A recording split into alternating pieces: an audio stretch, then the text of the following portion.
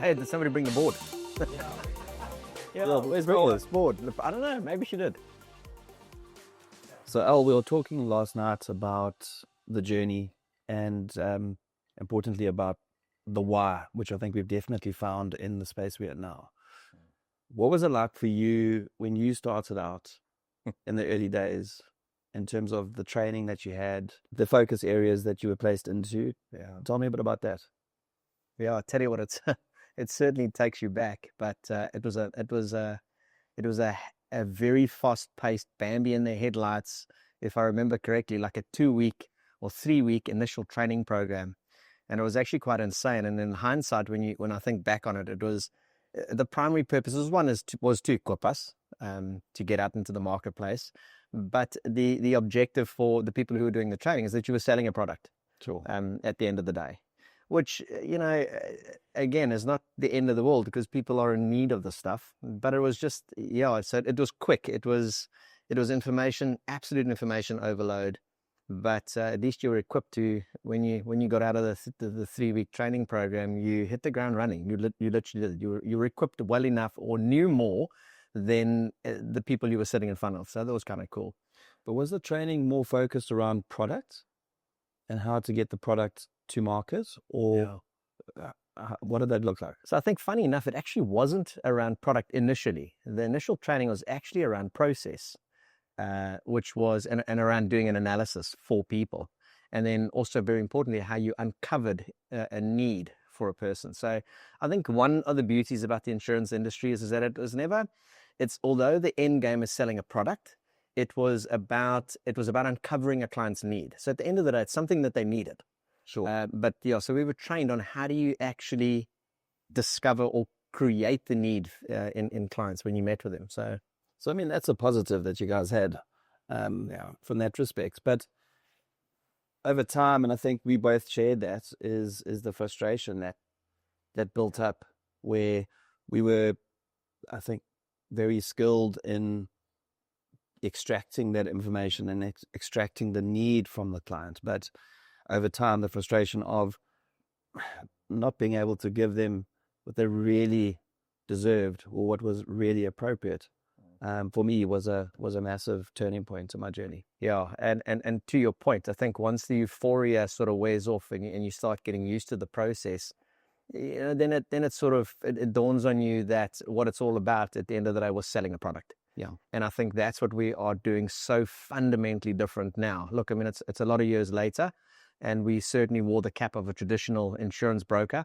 It's, I suppose, where everybody starts. Sure. But I think what's worked well for us is that it's kind of like a parent always, or the new parents always trying to do better than their parents.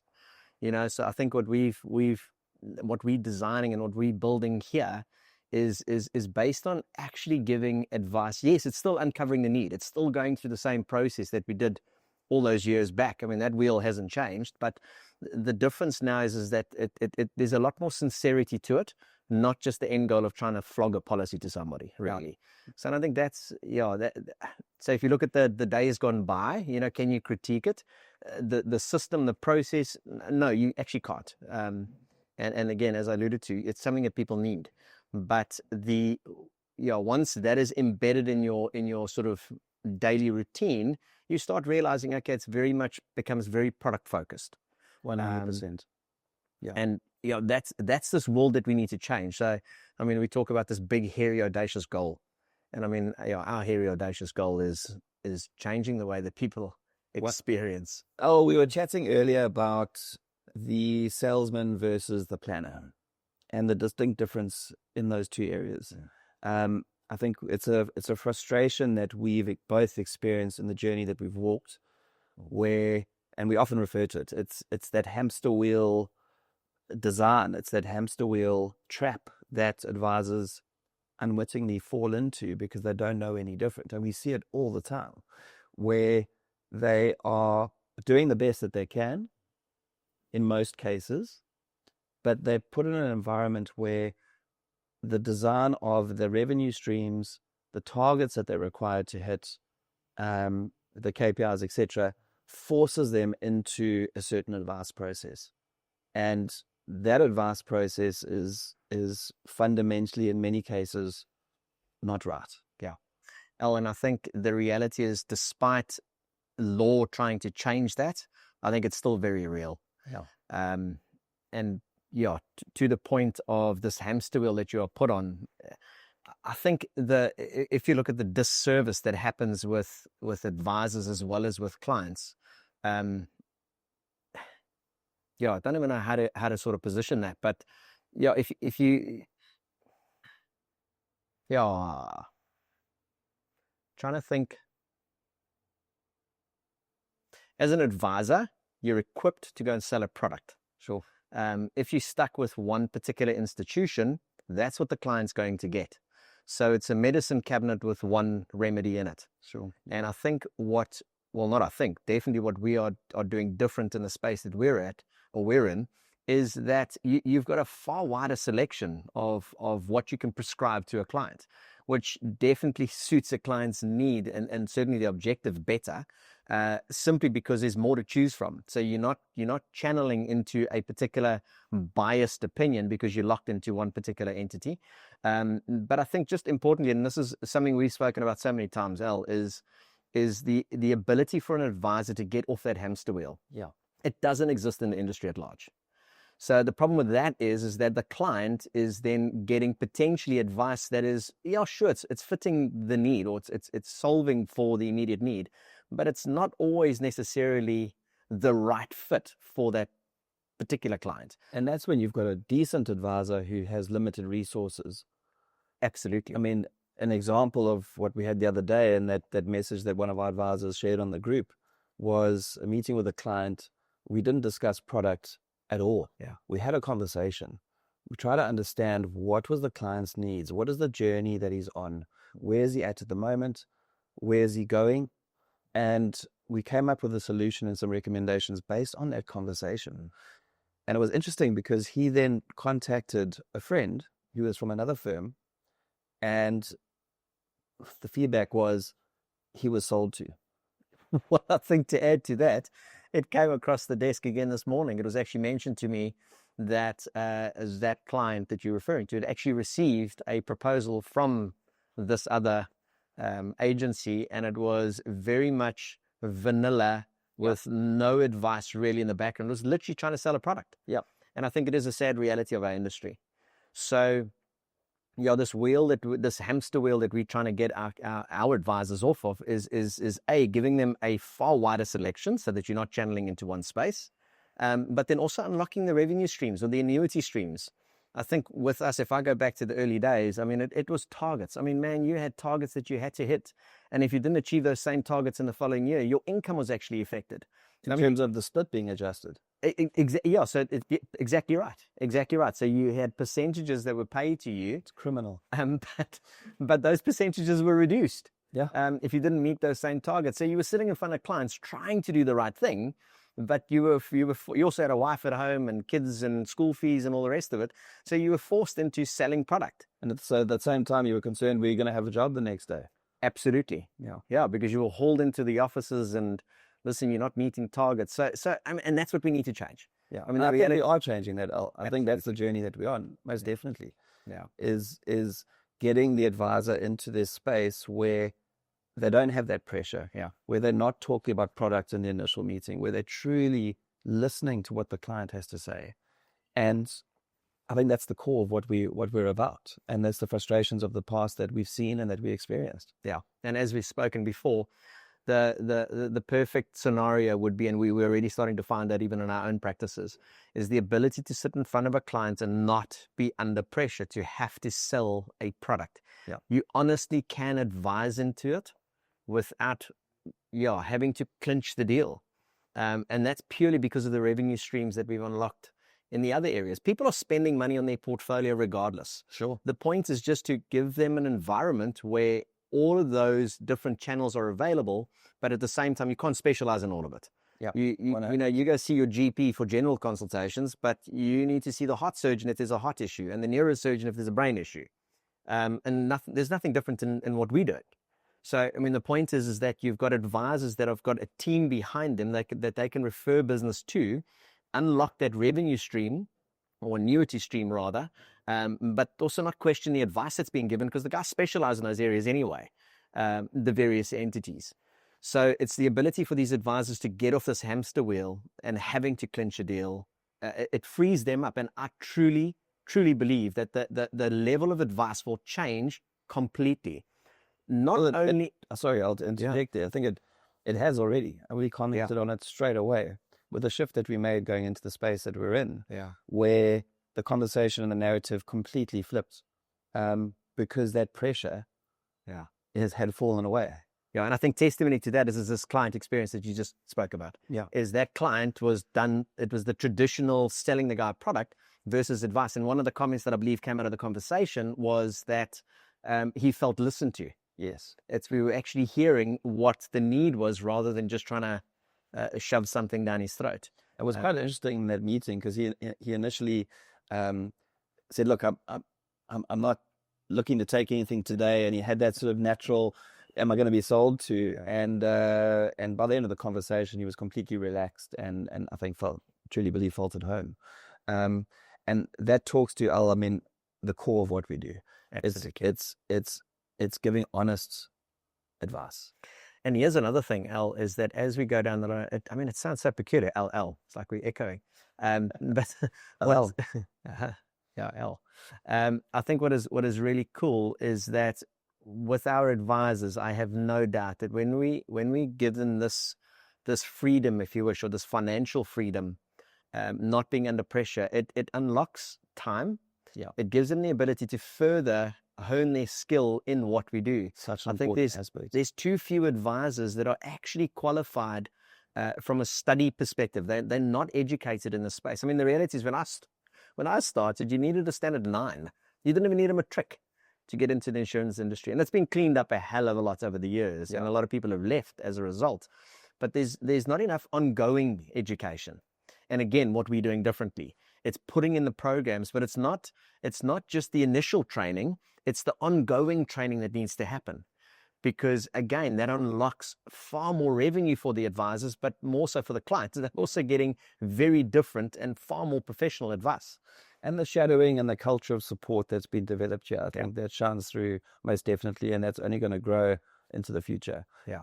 We often refer to the campus, the university concept, which I love because it's a place of learning, but learning the right way. Yeah. I think an interesting question to ask is, because you kind of go, okay, you got Edge Financial Advisory Services. We're sitting up here in Advisor. Oh, is it Advisor Services? Edge, my bad. Advisor. Edge Bass. Okay, so we got Edge Financial Advisor Services. But what differentiates us from the guys that are literally at the next turnoff? Sure. So if you had to position Edge in almost an elevator pitch to the two people that we're trying to attract, because the one thing that we set out to do is that Edge's client is actually the advisor. Sure. Yeah. Because if we can focus on the advisor, that will spill over to the client.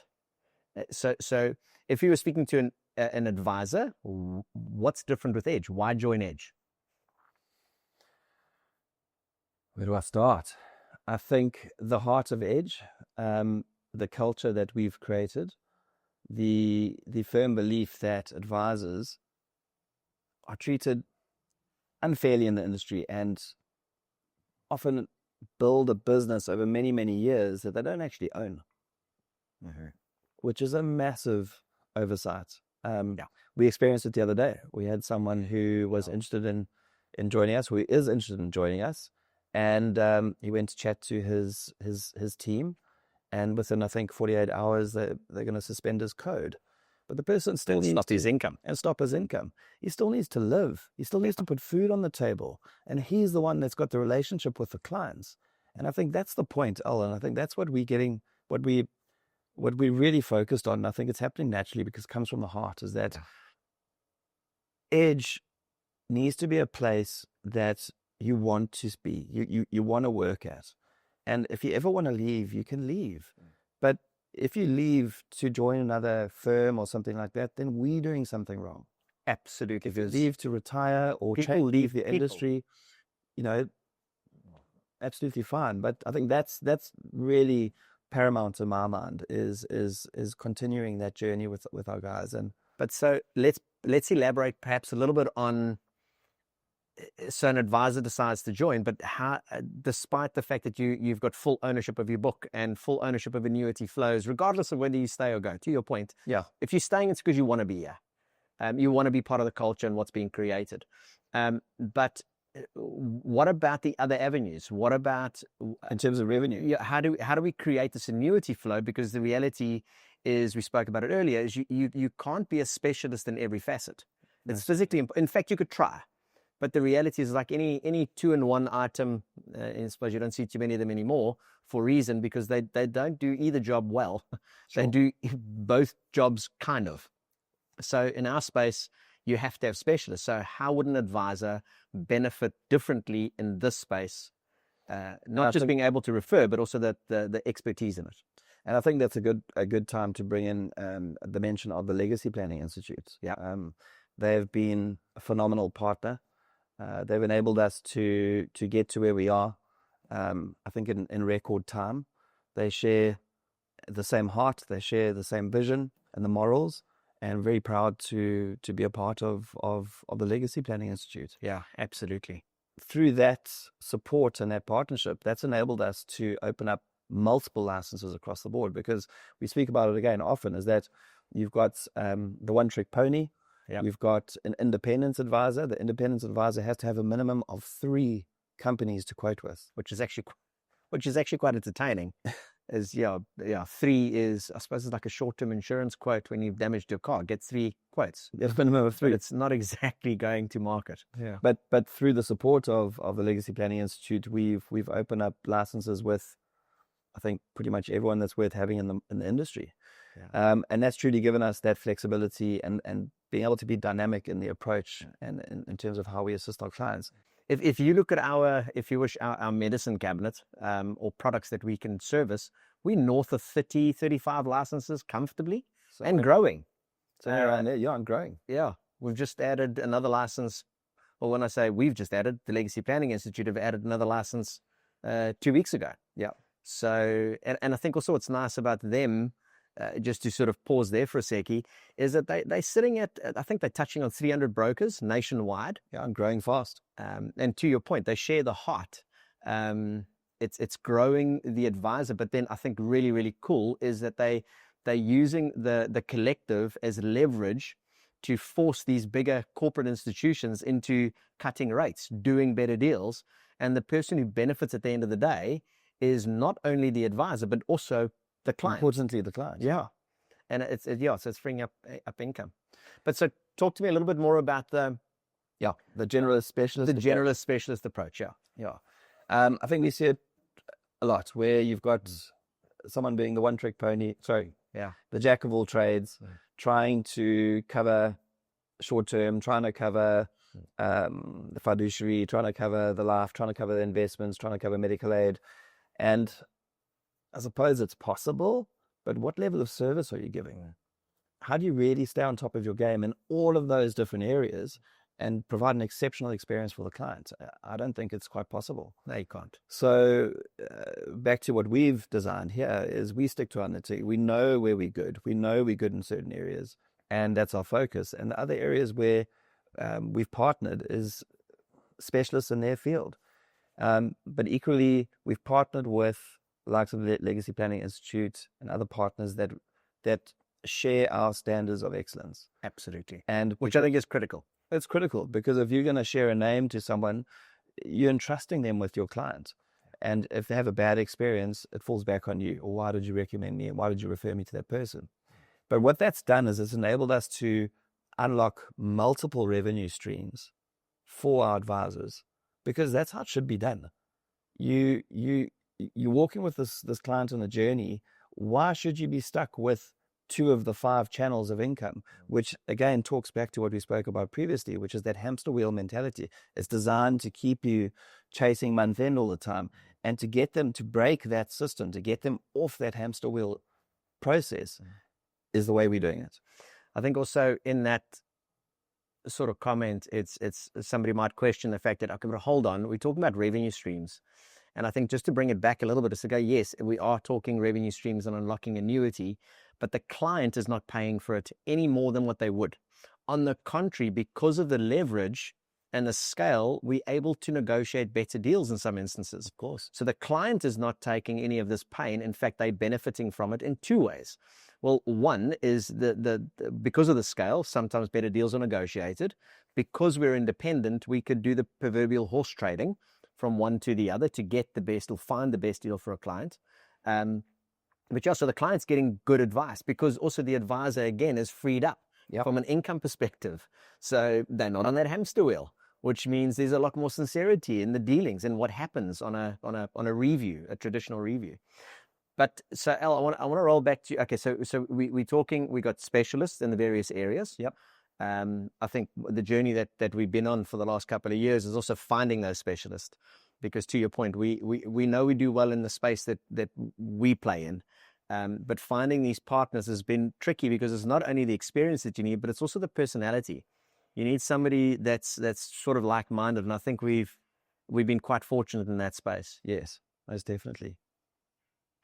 So it's the first one we can chat a little bit around is cookie cutter. In terms of an advisor, crazy name, but it's probably the easiest to reference. The second would be the almost the enforcement of you need to get more educated in the space. And then critically, the third component is systems. It's processes and systems. There is no successful business, I believe, that exists without a proper system. 100%. It's such an important, because it also important aspects. It also maintains the level of service that clients should expect. And again, to refer back to the cookie cutter approach, and it's I'd love to find another name, but I'm Afrikaans, so I'm allowed to use strange references. But so if you take the cookie cutter approach, and what we're trying to create here is that regardless of which advisor you're meeting with within the edge space, is you going through the same process. Yes, there might be personality differences, but you're going through the same process. So a common question we asked is, well, what happens if you're not there anymore? Because I enjoy working with you and the process you've taken me through and what we've done together.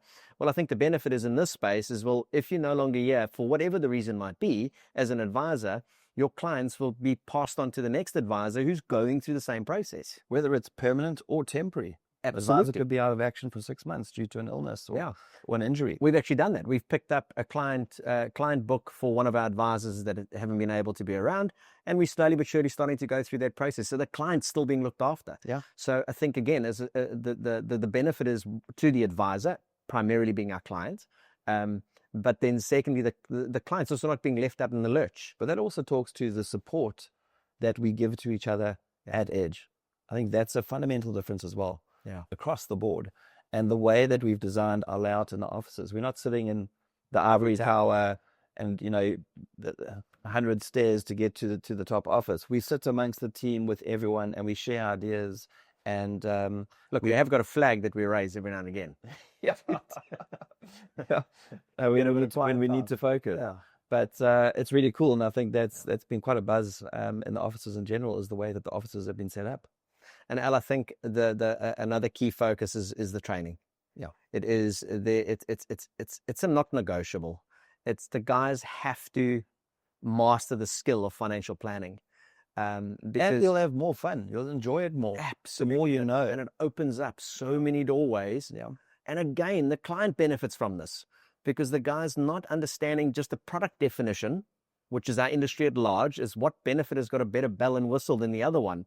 I mean, if you think about it, I mean, our clients, I think for the most of it, if you ask them who they have insurance with, most of them won't even know who the insurer is in the background, because it's actually got nothing to do with the insurance company or product. It's got to do with, does it meet my objective, yes or no? So it is the training, but it's specifically around financial planning and understanding what financial planning is and estate planning and all the rest of it. And then, crucially, those systems is to enable the advisor to do more, not to drop balls. So we constantly coming up with new ideas as how do we streamline processes, etc. I think something that's worthwhile adding into that is just the way that people have responded when they come to these offices. The team, I mean, it's just happened naturally. They seem to be proudly protective, fiercely defensive. Which feels kind of weird every now and again. It does feel quite weird, but when clients walk in the door, the warm welcome that they have, it feels like they're stepping into home, and that's what we want. I mean, the funniest story was that that one Friday where your team had decided to book you a 3 o'clock meeting on a Friday, and obviously being Durban, It's probably, I think it was at 4 o'clock. it was beyond working hours in KZN. I mean, that's the bottom line. And the funniest thing was it became that debate in the office because we said, let's have a little Friday drink. Sure. And then it was, no, but that's unprofessional because the clients are going to arrive here and it's going to look weird. And it was this debate that went backwards and forwards, and we never got the drink until the clients walked through the door. And unbeknownst to me, because we sit in the open space with everybody, as these clients walked in, I remember sort of perking up, going, and they said, "How's it? Sorry, we're late." And I said, "You guys have no idea what trouble you have caused in the office." And they were like, that. "We are so sorry, we're late." We said, "No, you don't understand. Yeah. We've been debating whether having a drink or not would be frowned upon when you guys walk in." So I think you offered him a. I did. I looked at him and I said, "So my question to you is, would you like a beer?" And he said, "Absolutely." And I thought you'd never ask or something like that. yeah, and I think that speaks to what we've created in terms of an environment. So, I mean, it's pretty clear that we've learned that through unlocking or enabling this freedom for the advisors, which we've spoken about so many times, backed up by support, training, learning, and the collaboration of the culture that we've developed here at Edge, really speaks to the experience. And I think the bottom line is it provides a platform for success. Yeah. But importantly, the experience that the clients have. Yeah. You spoke about it earlier. If we can get the advisor into the right space, that will spill over into the meetings that they have with their clients and giving unwavering and honest advice. And that's really what the clients deserve. Absolutely.